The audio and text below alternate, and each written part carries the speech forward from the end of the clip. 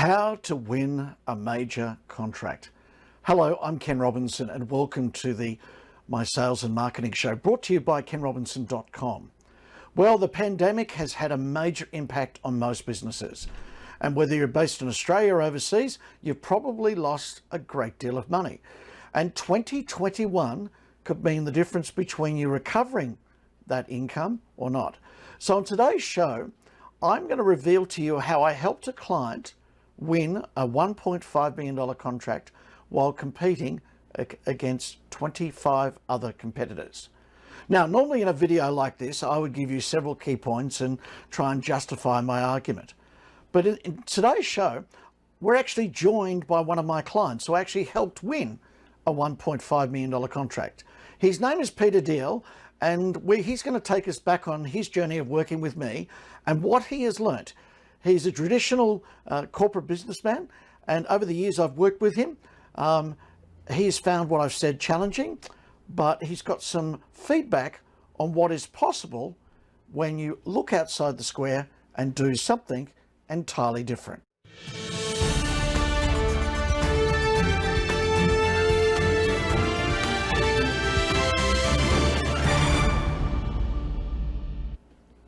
Hello, Peter. Thank you so much for taking the time to join me. Now, let's go back to the beginning. I'm a great believer in cold calling, and I'd imagine in your role, you get hundreds of people cold calling. And, you know, from my experience, it wasn't easy getting that first appointment. From your memory, what did I do differently that has taught you something about the art of cold calling and getting through to key decision makers?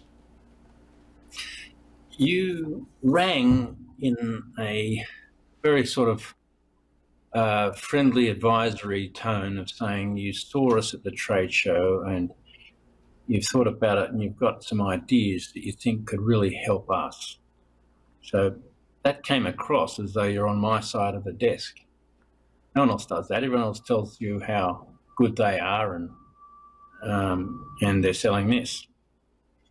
So the defences were dropped.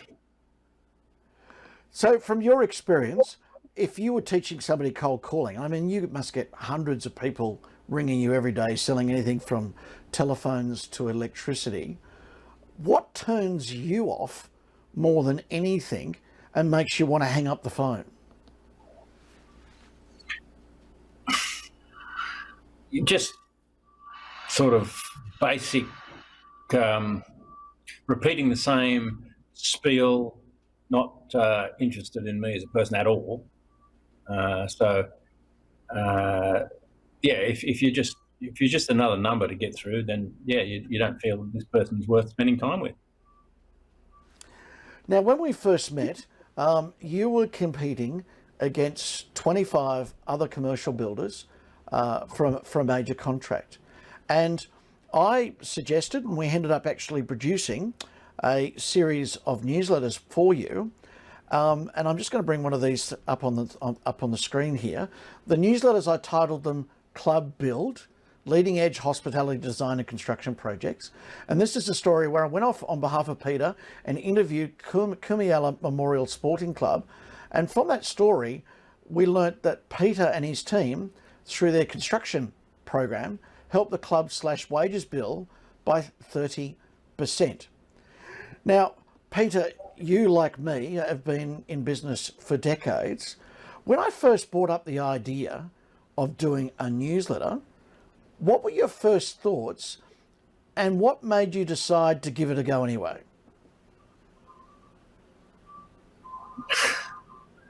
Well, the first thoughts were we don't really have anything to promote in the newsletter. There's nothing very remarkable about us. But you were able to ask a few questions and pull out some headline that made it sound like it's an interesting story. Then your method of a newsletter that could go in the mail pigeonhole of each director in a club meant that we could actually get to the directors, which we hadn't been able to do before. We had to go through a manager, and you don't really know where you stand. So that was an appealing idea. and it worked. And what was the impact? Because I remember at the time when I first put this idea to you, and I mean, we hadn't worked at this stage, and I'm at this stage simply cold called you, but I said, look, we could produce this newsletter. Were you concerned that it, because I mean, from memory, I think you'd spent 18 months developing a relationship with the club manager, and your business is all about building relationships. Did it concern you that it might get him offside by sending it to the board? Well, it certainly can if you go over their heads. But if they know you're doing it and you've got a good relationship with them, and then the directors read it and are impressed, then he sort of hops on board as well. It covers his backside. So in a sense, what was the reaction of the board? My understanding they actually reached out and contacted some of the people that we'd interviewed. Yes, it was a very good reaction. And the manager took time out to ring me to tell me that there was a very good reaction to our newsletter. Now, in some instances, years later, we've done a number of these newsletters, and I remember approaching you about your website. And like most commercial organisations, you have the standard corporate website. And you said, okay, look, I don't think much of the website, you know, you can have a go. And before we discuss this, I'm just going to bring up on the screen the actual website. And one of the things that I wanted to do on his website is that most websites talk about the business. You know, we're a commercial builder, we've been in business for 30 years or so, we've won all these industry awards. But if you actually look at the way I've structured the website, my belief is that the customer listens to a radio station called WIIFM, What's in It for Me. And so as people are flicking through websites at a moment's notice, I decided on the headline, how a club saved $1.5 million and increased their gaming revenue by 33%, which is a result that you got from one of your customers. Now, when the website was first built, let's look at the internal politics of every organisation. What was the reaction from your staff who are architects, interior designers, builders and so forth? No, they were very critical of the website. They said, no, the website should be all about the good jobs we've done, the awards we've won and what great staff we are. And that's all it should be. And they're quite adamant about it. So I just, I thought, no, I prefer, they're not salespeople. We need a communication that speaks to the benefits that the customer's going to get. And it doesn't really care about what awards we've got and how long we've been in business or anything like that.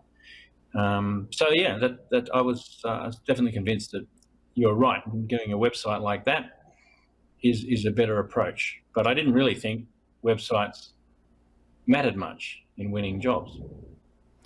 So I remember at a certain point in time, there was a major trade show coming up and your senior manager at the time said, well, why don't we just mail the newsletter that he's produced for us out to all the clubs because they're going to be attending the trade show.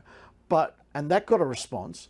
But the website also helped you win a major $1.5 million contract. Share more. Well, yeah, no, the first one was a trade show that, they needed if you do a massive mail out to the whole club list, obviously, if they're coming to a trade show and they get that letter, they're going to come and see you. And he was right, and that worked. We had about eight or so leads from the show, which is much more than ever before. And the second part of your question, Kemps Creek Bowling Club was a tough tender. A very well-renowned club builders in there were quite hungry to get that job. And they were being traded off and pulled down in price, and then until the board felt there was not much between us. So the board all sat down together and looked at everybody's website, and on our website they chose us to be the builder. So my project managers had egg on their face saying, wow, they've been critical, but it actually won us the job. Because at the end of the day, from your experience, I mean, every time I've ever met with you, you're regularly having lunch, connecting with potential customers, and you've got long-term relationships. I mean, would I be correct in saying that sharing a story of how you've helped somebody be successful is a lot more powerful than sharing a story of how you've won the latest industry award? Absolutely. People are interested in their own situation and relating to somebody who's been in the same situation and how we've helped them. That's a very easy story to share to make people attentive to it. So yeah, they don't know anything about awards or any of that stuff. That's all self-gratification for builders. Why do you think salespeople then in general tend to walk in and start talking about themselves, their company history? And would I be correct in saying, I mean, in presentations like that, does that make you like want to end it and walk out? I've never actually thought of that before. That's yeah. Why do they fall into the trap of features instead of benefits? I think that's what they're more aware of. They're aware of the nuts and bolts of what their company does, and that's in their face, and so it impresses them. So they assume it's going to impress the customer. But it's also a bit of laziness. If they really thought it through objectively and can talk to consultants like yourself, they could be reminded that customers are listening to what's in it for me, and they want to hear the benefits, not the features. Well, Peter Dalziel, thank you so much for joining us and giving us an insight, because as I said at the start of the program, in a video like this, it's very easy for a consultant to come on like me and say they're the 3 things that you should do. But you've actually heard from a person who've actually done it for, and they've got the results. And at the end of the day, would I be correct in saying that when you hired me, you didn't really care about newsletters or websites, you cared about results? Of course. And we didn't know where the results were going to come from, but they came.